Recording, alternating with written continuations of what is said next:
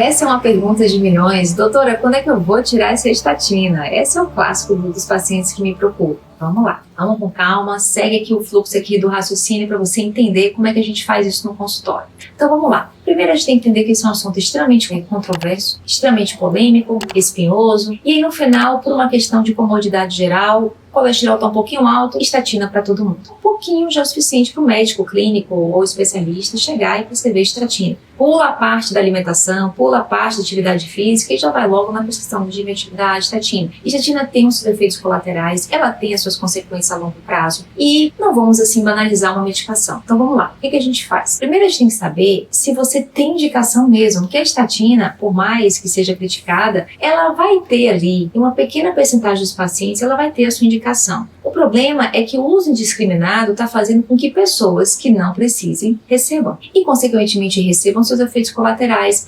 consequentemente, se desestimulem a fazer atividade física, se alimentar melhor e ir atrás de outras questões. Então, o primeiro ponto é esse: você realmente precisa? Segundo, a gente tem que entender por que o seu colesterol está alto. Então, o paciente tem hipotireoidismo ele cursa com dislipidemia. Hipotireoidismo é uma das causas muito subdiagnosticadas de aumento de colesterol. Muitas vezes, melhorando o perfil da tireoide, esse teu colesterol ele baixa em questão de tempo.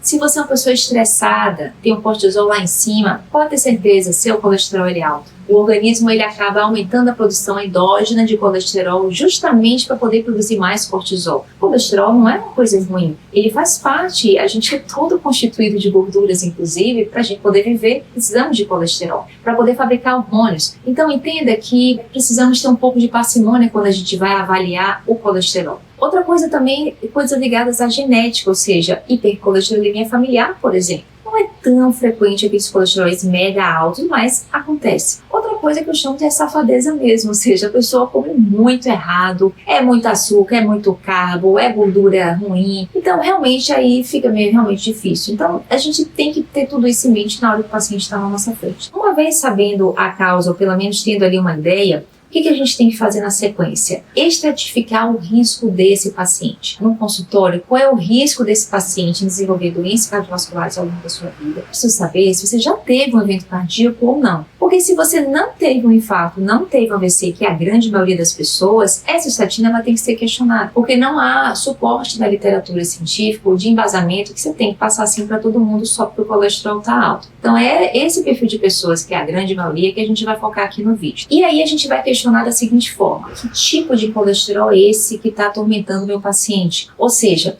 qual é o nível de inflamação, qual é o nível de oxidação dele, qual é a capacidade dele de produzir placas ateroscleróticas, placas de gordura. E eu sei disso através da homocisteína, por exemplo, proteína C reativa ultrassensível, as relações das apolipoproteínas A e B, qual é o valor do triglicerídeos, qual é o valor do HDL, o que acontece quando eu divido um pelo outro e o número que dá. Então, através disso, eu vou conseguir estratificar melhor o risco cardiovascular do meu paciente. Então, entenda que saber a homocisteína do paciente, saber as relações de apolipoproteína A e B, saber a proteína C reativa ultrassensível, são só alguns parâmetros de exames de sangue que o convênio cobre, inclusive, não são exames difíceis de fazer, que a gente consegue ter uma avaliação melhor do nível de inflamação e oxidação do paciente. Em alguns laboratórios de algumas capitais, você consegue até mesmo dosar o LDL oxidado, o grau de oxidação desse LDL. A gente consegue até dosar o tamanho dessa LDL, se é uma LDL grande, pequena, quanto pequena, mais pesada, mais densa, mais aterosclerótica. Então entenda que na gênese do colesterol alto, a gente tem muita coisa para avaliar na consulta, e não é assim saindo e passando estatina para todo mundo.